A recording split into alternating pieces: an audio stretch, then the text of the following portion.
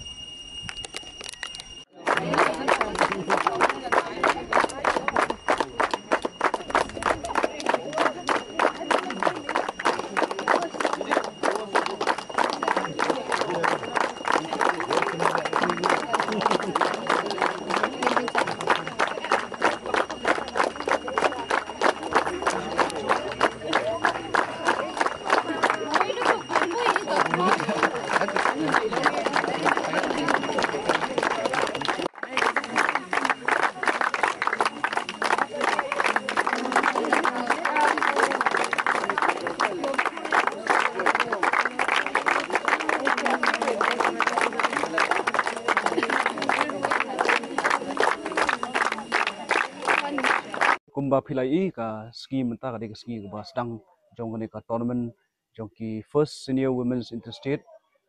T20 tournament ka bla penlong yakane da ka North East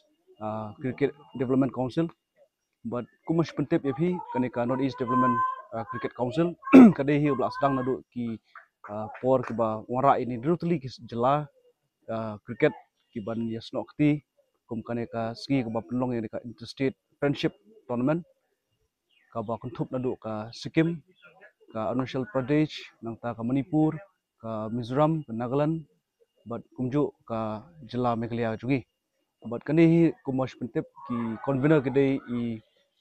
Sir Nefirio co convener ide i Sir Nabab Bhattacharjee bade president jo ka Meghalaya Cricket Association but hani kaski ka jela ka jugi lomba ka Meghalaya Cricket Association gilayo ban host hangne hapo ka